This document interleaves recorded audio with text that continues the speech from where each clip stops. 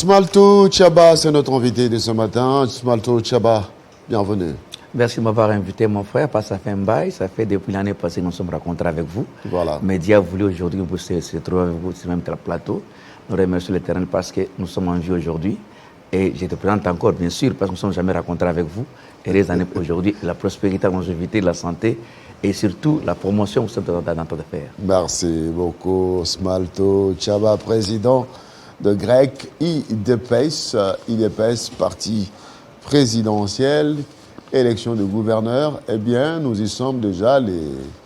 Les choses bougent, les états-majors s'activent.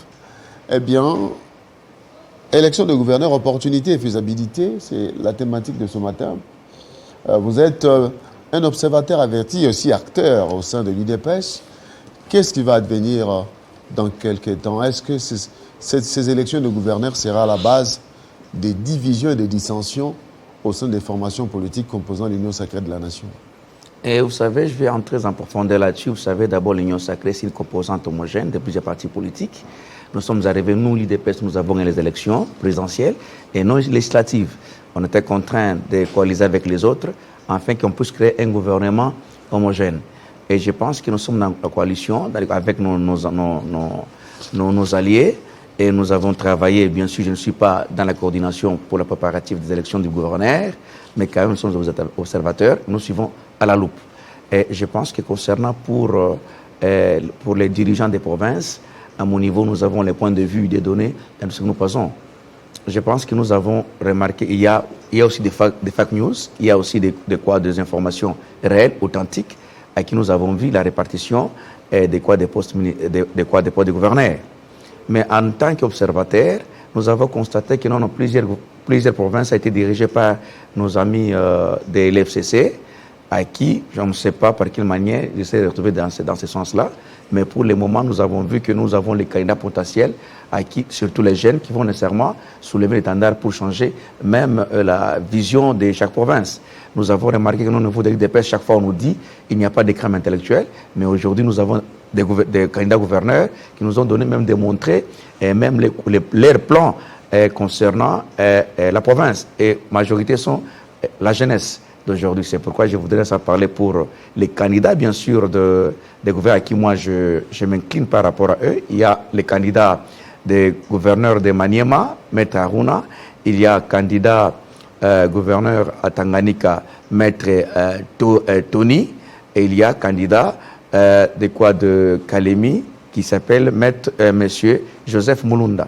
Donc parmi tous ces trois, je crois que Dieu peut faire la grâce que parmi ces trois, même deux peuvent nécessairement sortir parce que la population réclame que leur province soit dirigée par les jeunes et surtout intellectuels. Ces élections de gouverneurs arrivent à une année des élections. Il faudra que ces gouverneurs puissent aussi faciliter l'élection de Félix Tshisekedi pour son deuxième mandat. Avez-vous conscience de cela ou vous êtes dans le clientélisme? Non, moi je vais attaquer le clientélisme, je vais attaquer aussi le népotisme, mais je ne pense pas qu'au niveau de l'UDPS, il peut y avoir. Mais à mon point de vue, je souhaiterais que les provinces soient dirigées par les véritables séquedistes, pas les gens qui ont fait la transhumance, non. Les véritables séquedistes pour travailler qui vont nécessairement aider les chefs de l'État dans ce qu'ils sont en train de faire. En l'occurrence, Maître Tony, Chibanda, qui est candidat d'abord potentiel au niveau de Tanganyika, à qui moi je m'incline par rapport à ça, une tête extraordinaire, un géré de formation qui a les atouts, qui a déjà répondu au critérium de ce qu'on a demandé. Il a répondu à ce qu'à mon niveau, je souhaitais que les gouverneurs séquedistes vont nécessairement aider les chefs de l'État pour qu'on puisse avoir le deuxième mandat. Mais si nous prenons les gouverneurs qui ont déjà les bouillabaisse des staphylocoques dans la tête, je pense que de tels gouverneurs, ça sera toujours un fiasco. Mais nous trouverons nécessairement les candidats gouverneurs qui sont encore vierges dans la tête pour diriger les provinces. Donc pour vous, vous êtes d'accord avec la nouvelle génération. Vous n'êtes pas d'accord pour voir ceux qui ont déjà géré revenir à la tête des provinces? Tout à fait. C'est pourquoi il faut qu'il y ait au moins une imitation pour la classe politique. Si nous voulons que les Congos puissent aller en avant, il aurait fallu que nous puissions faire une imitation. Je souhaiterais d'ailleurs que les anciens, s'il y a deuxième mandat pour le chef de l'État, je souhaiterais que les anciens gouverneurs, les anciens sénateurs, les anciens députés vont d'abord se mettre à l'écart, qu'une nouvelle classe politique puisse diriger d'abord ce pays, ça va non seulement booster les choses. Mais s'il y a toujours les mêmes gens, les mêmes têtes et les mêmes comportements, je ne pense pas qu'un jour on parlera d'un Congo meilleur, d'un Congo prospère. Nous voulons que cette fois-ci, que la jeunesse, nouvelle classe politique, puisse diriger les provinces. Mais nous voyons que au niveau de votre parti, l'UDPS, les choix faits avec les élections de primaire au sein de l'UDPS pour la province du Kasaï oriental n'a pas été soutenu par la base. Il y a eu montée des pressions, la montée des tensions sur terrain avec la population qui a réagi négativement par rapport aux choix faits par Kinshasa. Tout à fait. Vous savez que l'IDPS, c'est la pyramide renversée. L'IDPS, c'est la base qui décide. Et je pense que si la base s'est exprimée, je ne vois pas le pourquoi moi je vais attaquer ou bien ne pas être derrière eux. Je pense qu'il y a les primaires au niveau du Kasaï oriental, à qui ce n'est pas même... nous n'avons pas assisté. Et les primaires, on a choisi les candidats, les noms m'échappent, comme candidat gouverneur au niveau du Kasaï oriental. Et les gens ont décrié, les gens ont dit non à tout ça. Mais je pense qu'il y aura toujours un moment où il y aura un consensus. Pourquoi? Parce que ça, c'est la boule de la démocratie. La boule de la démocratie, c'est qu'il aurait fallu qu'on aussi, vous voyez que ça ne tient pas, on doit crier au fort. Mais ça va, on peut s'incliner. Moi, je pense que par rapport à ce qui se passe au niveau de mon parti, c'est ça, la boule de la démocratie. Je pense qu'il y aura un consensus qu'on doit trouver là-dessus. Ce n'est pas là, ça ne démontre pas le manque de cohésion et le manque de l'unité qui règne au sein de l'UDPS? Non, je pense que dans chaque parti politique, même à l'église, même dans la société, il y a toujours les extrémistes. Je pense que même Jésus-Christ à la croix, il a dit, Père, je n'ai pas perdu aucun de cela que tu m'as donné, à part ce qui est perdu parce qu'il devait se perdre. C'était Judas Iscariote. Même vous, là où vous travaillez, personne ne peut vous aimer à 100%. Il aurait fait une partie qui vous aime, donc il ne vous aime pas. C'est ça la voie de la démocratie. Si tout le monde vous aime à 100%, automatiquement vous devenez extraterrestre. Donc je pense qu'il aurait fallu qu'une partie ne vous aime pas, une partie vous aime. Mais tant assez, mais nous sommes dans l'unité. La province du Kasaï oriental, c'est la province qui a vu naître le chef de l'État. Oui. Donc il sera fortement jugé à la fin de ce mandat par rapport aux actions qu'il aura menées dans cette province. Alors, un candidat gouverneur de la province du Kasaï oriental, ça doit être un candidat vertébré qui va venir apporter des solutions le plus pressées, au plus pressé pour la population du Kasaï qui demande beaucoup de choses, même le peu. Parce que depuis des années, c'est la crise, c'est la faim, c'est la misère. Donc, il faut un gouverneur qui répond et qui donne de l'espoir au peuple. Ah oui, tout à fait. Je pense que les candidats gouverneurs au niveau des provinces orientales, je ne les connais pas personnellement, mais je pense que c'est à travers son bilan qu'il sera jugé. Mais je pense vraiment de soulever un mot. C'est une province qui a beaucoup de défis à soulever, beaucoup d'ailleurs. Si lui, il arrive là pour le beefsteak, je pense qu'il sera un jour éjecté comme une mouche. Alors, la raison pour laquelle je profite pour lui dire, monsieur, vous êtes candidat au niveau des provinces orientales, là où il y a beaucoup de problèmes, beaucoup de défis. Alors, le moment est arrivé, au cas où Dieu donne la grâce, que vous soyez gouverneur des provinces orientales,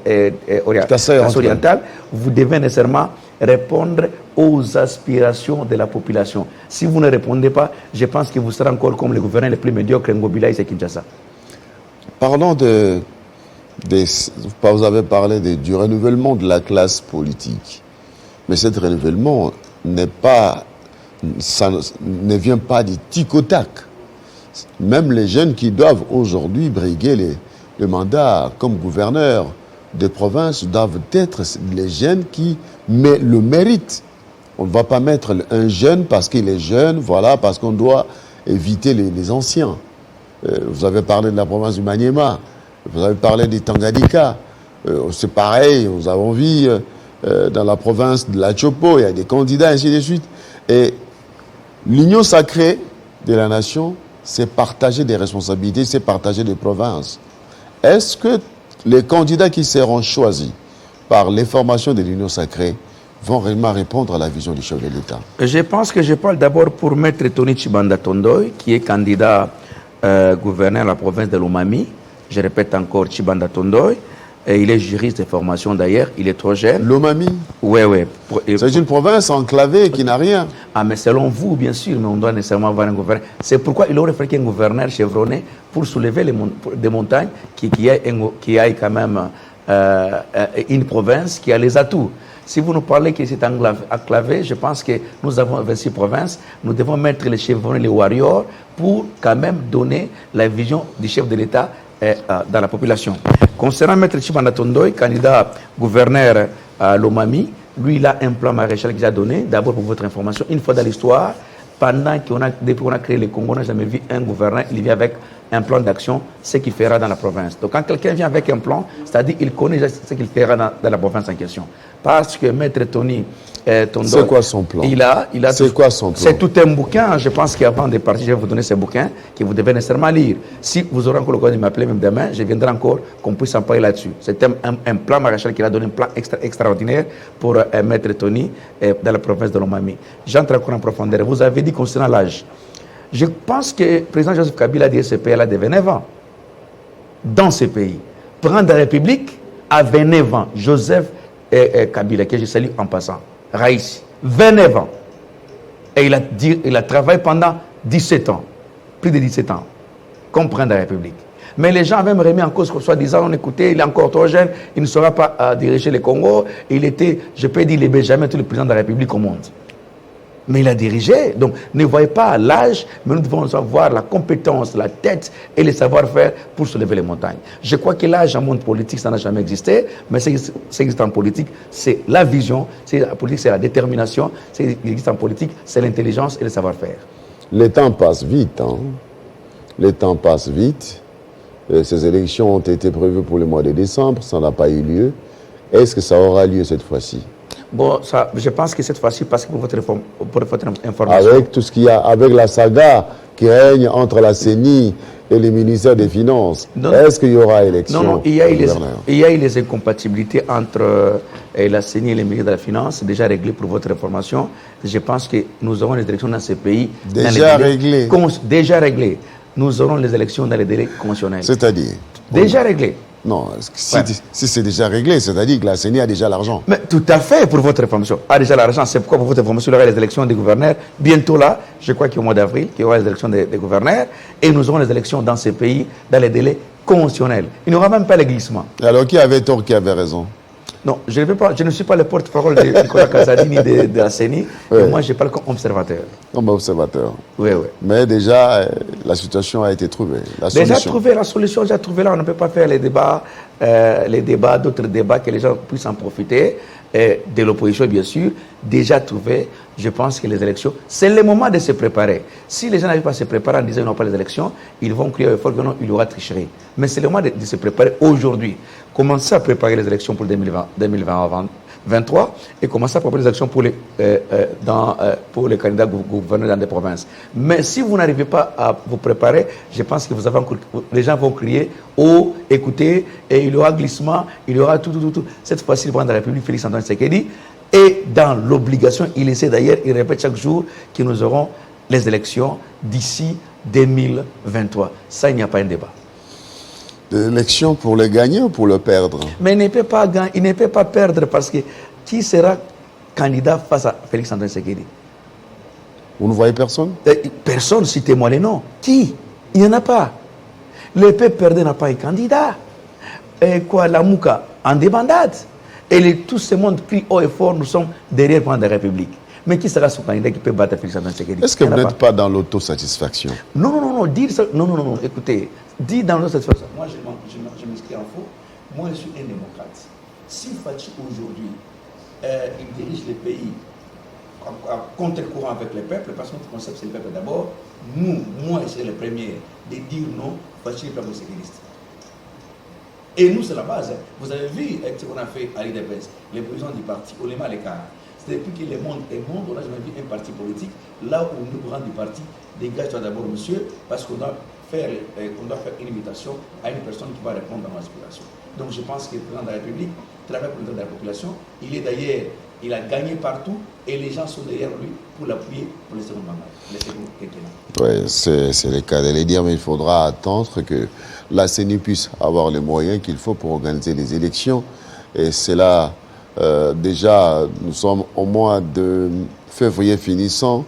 Il n'y a pas encore de signaux en ce qui concerne le calendrier électoral. Il faudra la refonte du fichier électoral, il faudra enrôler la population, toiletter les fichiers, ainsi de suite. Donc, je pense que nous avons la responsabilité d'organiser les élections et de maintenir le cycle électoral qui a débuté en 2006, en 2011, en 2018, consacrant l'alternance politique avec l'arrivée au pouvoir de Félix Antoine Tshisekedi Tshilombo comme président de la République. Donc, nous avons l'obligation de maintenir le cycle électoral en 2023, cette fois-ci sous l'égide du président Félix Antoine Tshisekedi, candidat mais aussi candidat mais président de la République, organisant les élections avec la CENI, ainsi de suite. Donc, c'est ça aussi la vie de la nation. Mais dire qu'il n'y a pas un candidat devant qui peut faire face à Félix Antoine Tshisekedi Tshilombo, ne pensez-vous pas que ça un peu minimiser les adversaires et ce qui n'est pas bon quand on est en compétition? Non, je pense que vous êtes un grand journaliste, on n'a pas commencé votre métier aujourd'hui, je vous connais comme professionnel.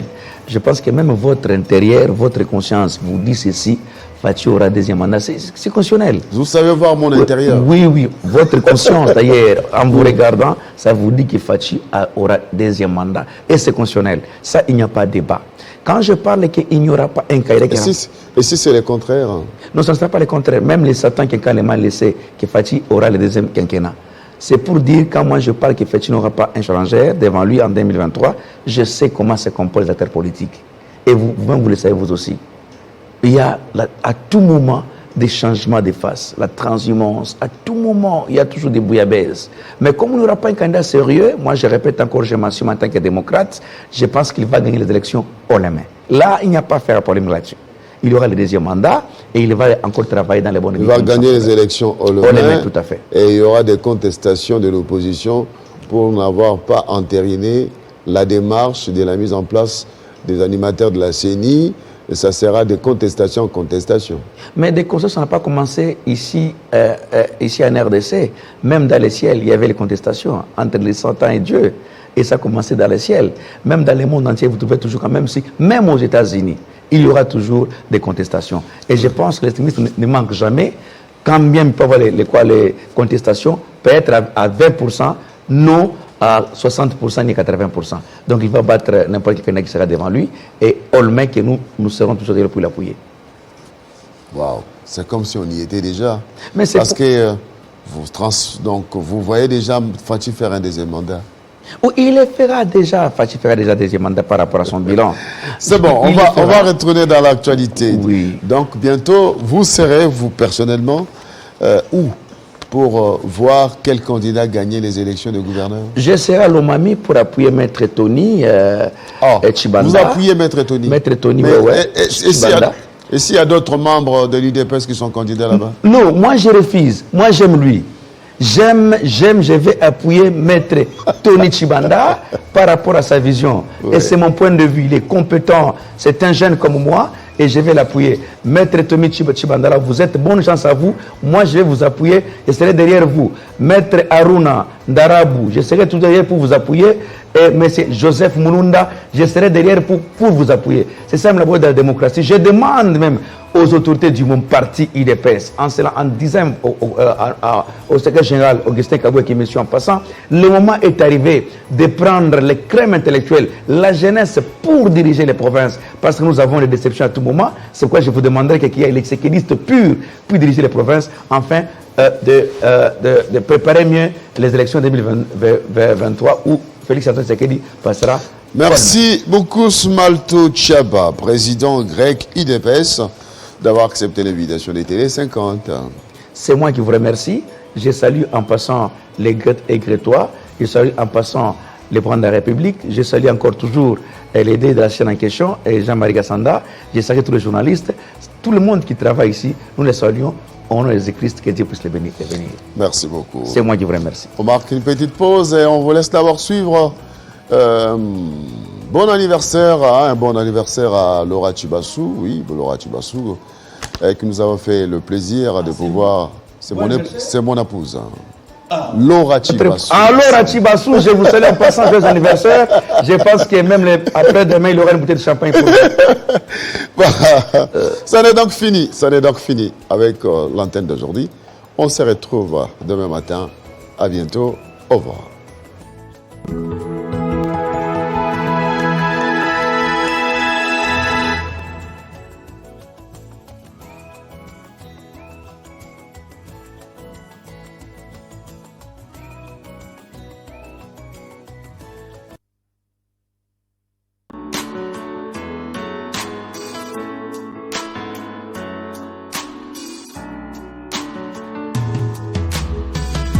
Aujourd'hui c'est ton jour, happy birthday. Tout le monde à la maison, happy birthday. Avec moi nous fêtons, happy birthday. C'est maintenant ton moment, happy birthday.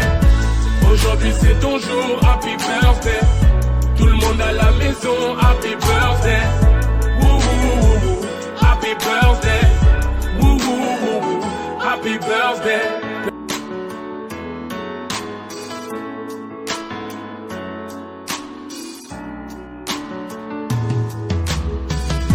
Aujourd'hui c'est ton jour, happy birthday. Tout le monde à la maison.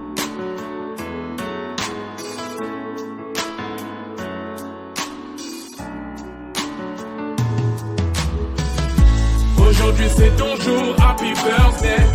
Tout le monde à la maison.